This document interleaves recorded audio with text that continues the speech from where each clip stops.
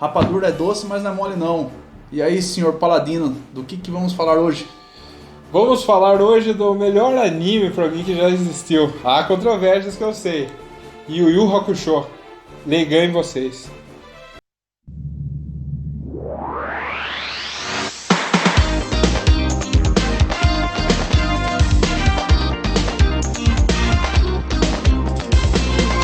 Yu Yu Hakusho.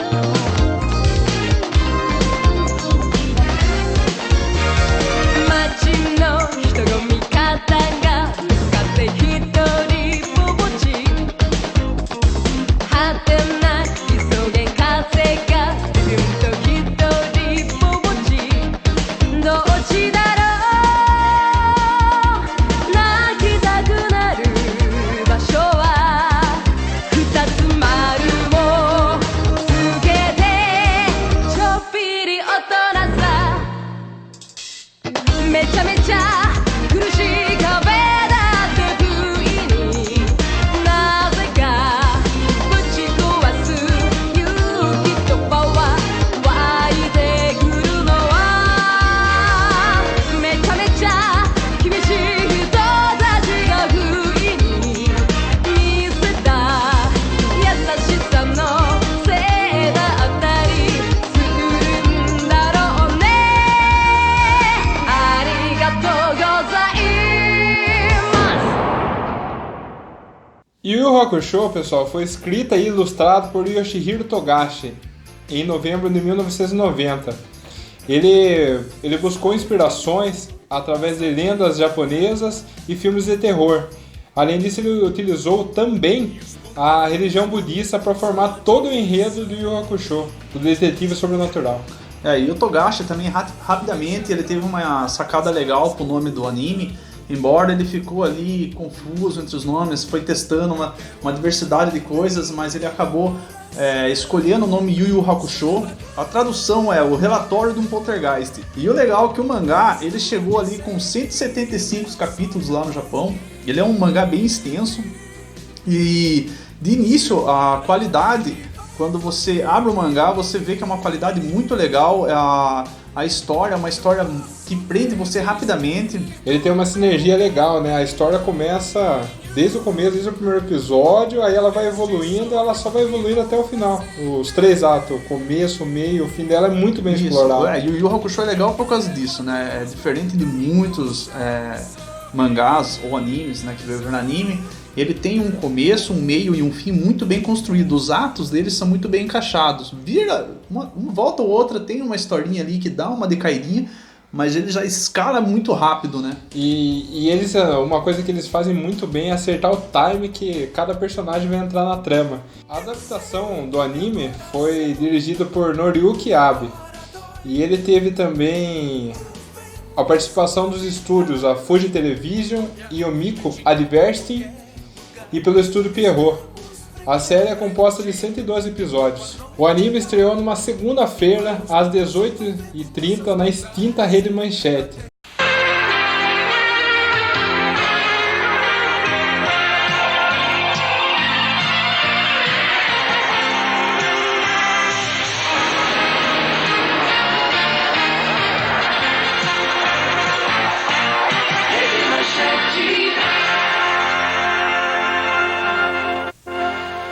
E o legal, cara, é que, assim, ela teve a de 97 a 98 na Rede Manchete, ela teve a primeira dublagem, que é a mais clássica, que tem as gírias ali, carioca, que era um show à parte, e depois, quando ela foi pra Cartoons, né, ela veio com uma dublagem um pouco modificada. Mas a primeira dublagem é magnífica, cara. Ali você tem o Rapadura é doce, mas não é mole não. Você tem esse cara tá maluco, tá chamando meu urubu de meu louro. Então, cara, essa gíria que foi feita pela dublagem brasileira, eu acho que foi a melhor da época, cara. Até hoje é uma das melhores dublagens que você tem em animes, na minha opinião, cara. Tá pensando o quê, filho? Rapadura é doce, mas não é mole, não. Ah, não é o carro da pamonha, mas atrapalhou na hora certa, hein? Dane-se o mundo, que eu não me chamo Raimundo! Hein? Tá rindo de quê, rapaz? Tá pensando que birimbau é gaite, é? Esse cara aí deve estar bêbado, tá viajando na maionese, chamando o urubu de meu louro, é isso aí. Eu acho que essa dublagem foi um grande marco pra dublagem brasileira, porque eles fizeram o negócio de uma forma muito diferente, usando gírias da época e colocando todo o enredo brasileiro. Por isso que é um anime que eu gosto demais, que ele foi pra esse diferencial, né? E o início é legal também, porque o Yusuke pelo menos no anime, ele é um cara super desajustado e assim, quem acredita nele é a Keiko, que é a menina, que acredita demais nele, e o diretor também da escola, né? Que protege o Yusuke, acredita no Yusuke, e tem um professor que não gosta do Yusuke e tenta denegrir ele cada vez mais. É, né? até ele não acredita nele, né, cara? E a jornada do Yusuke já começa assim, né? Ele é tão doido, tão maluco, que quando ele resolve salvar um garotinho da morte que tá pra ser atropelado, ele salva o garotinho e ele acaba morrendo no lugar. Nem o mundo espiritual acredita que ele teve aquela ação. E acaba dando uma segunda chance, teoricamente, pra ele, né? Então... Quando a Botan vem, ela fala, não estava programado pra mim já levar você, é uma coisa que ninguém esperava dessa atitude sua. Então, o Yusuke é um cara que ele... e a Botan também Ele varia nos dois lados, né? E a Botan é show de bola, porque quando ela chega, né, você pensa, né, como se fosse um Shurigan, né? E quando a Botan chega, cara, é uma bruxinha totalmente punk da cabeça, cara. Então, isso ela rouba a cena quando ela aparece no desenho, cara. E é legal você ver que todos os personagens no Yu Yu Hakusho têm relevância. Se tivesse a história terminada no Torneio das Trevas também, que é o primeiro grande arco, tava legal. Mas ela foi pro Sensui e depois o Mundo das Trevas no final. Então, qualquer parte que você parar do anime, você consegue entender. Eu acho bem fechadinha a história.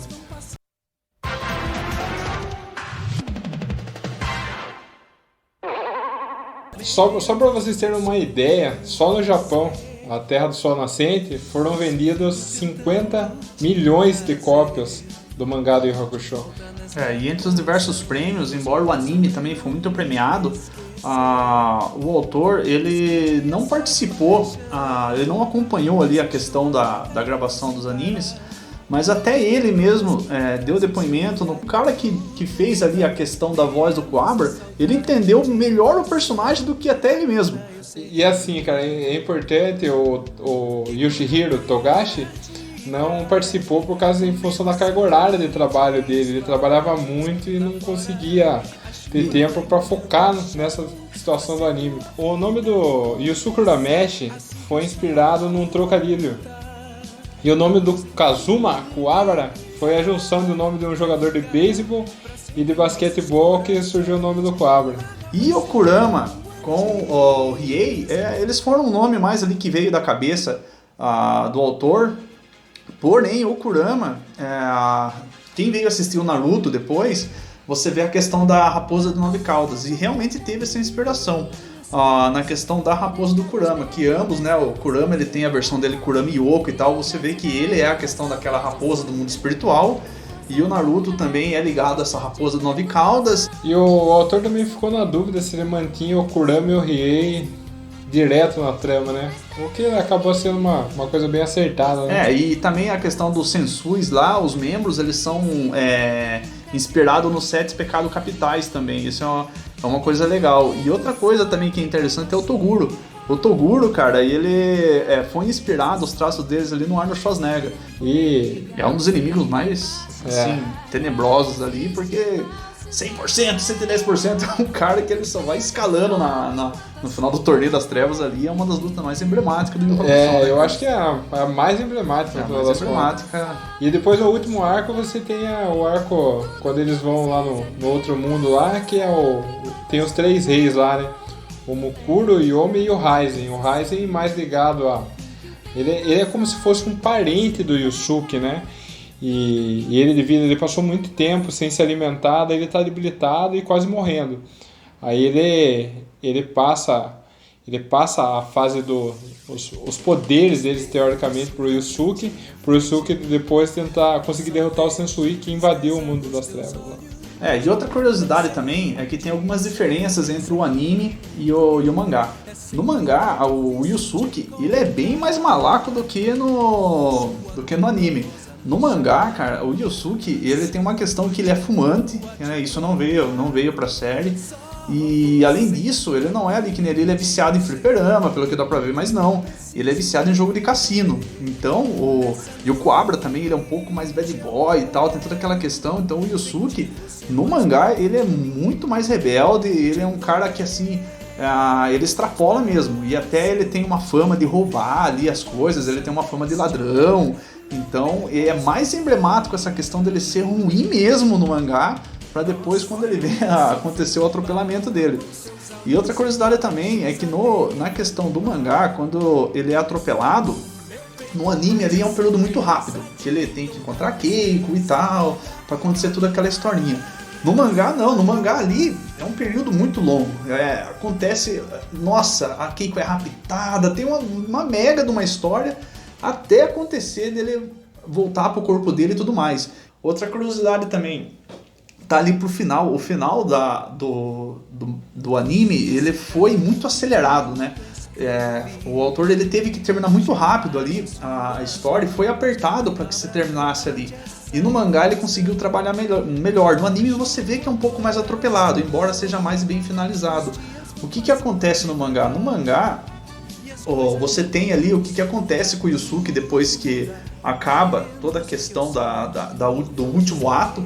Ele monta uma barraquinha de lamen pra ele, é muito interessante, aparece a mãe dele com o pai dele comentando de fundo e tal, e que o pai dele queria se aproximar dele, porém a mãe dele fala, olha, não se aproxima dele porque hoje em dia ele está muito mais forte. O grande vilão ali acaba sendo o pai do Koema, o pai do Emadayo. O Emadayo, o que acontece? Depois ali no ato final, no mangá, eles acabam descobrindo que você não viu o Emadayo, tem toda aquela história. O Emadayo, na verdade, ele tava tramando um monte de coisa no mundo espiritual ali. Ele tava sendo um grande vilão ali, ele que tava fazendo com que os espíritos ali aparecessem mais maus, os yokais e tal. Até o Yusuke, né? Ele começa... desequilíbrio do balanço, exatamente, então ele que tava... por causa de toda essa conspiração, né, e desse desequilíbrio, acabou que o Reiema, ele foi banido ali. Então isso é legal, que conta muito bem essa história. E o Yusuke fica toda hora com essa questão, né, de quantos yokai ele acabou matando, que na verdade estava tendo uma lavagem cerebral também por parte do Emadayo ali. E também uma outra curiosidade é que o autor, ele é casado com a autora da Sailor Moon. Então a esposa dele também é uma criadora de uma grande anime. E ele também, nesse período, ele também criou, né, o mais recente Hunter vs Hunter. São coisas bem interessantes. E os fãs sempre pedem um crossover da Sailor Moon e do Yu Hakusho, mas isso não vai acontecer, é uma coisa meio complicada. Eu prefiro que nem aconteça, cara, né? E nem também o Hunter vs Hunter acaba misturando. Eu acho que não é interessante, não é legal, cara. O Leiken do Coabra, nos Estados Unidos, ele tinha o som do sabre de luz de Star Wars. Eu acho que o autor pode ter se inspirado nisso daí. E uma outra curiosidade também é a questão do Street Fighter. O Street Fighter tem um episódio ali que é da Genkai, onde quem vai ser o discípulo da Genkai, e tem o elenco do Street Fighter que aparece ali. Se você ir parando os take, você enxerga ali os personagens do Street Fighter, cara. O Honda. Isso é muito legal, cara. E outra coisa que também tem no mangá, que não tem no anime, é que depois a Genkai, ela vinha a falecer mesmo, né? Pelo que dá pra entender, ela morre mesmo e ela deixa a terra pra eles. No anime, que não tem no mangá, né? Que são diferentes, é que no anime, no final, eles estão na praia ali e tem o beijo com a Keiko, né? Já no mangá já não acontece isso. No mangá, aquela cena da praia demora, acontece tudo isso que passou, e depois aparece eles na praia lá e tal, só um jogando água no outro. Dá a entender que iam ficar juntos, mas não tem essa passagem. Eu particularmente prefiro mais esse final da praia. Em comemoração aos 20 anos do mangá, foram lançados 2 OVAs que abordaram algumas partes do mangá que não tinham sido animadas, né? Que uma delas é a relação como o Riei e o Kurama se conheceram, e esse primeiro OVA ele mostra essa relação, que é muito legal. Eu já assisti, é super interessante, mostra o começo da interação dos dois e aconselho a todos a assistirem. E o segundo ato é mais voltado depois do que aconteceu depois do último arco do anime, conta mais uma história sem muita relevância, mas até que interessante em vista das outras sagas do mangá.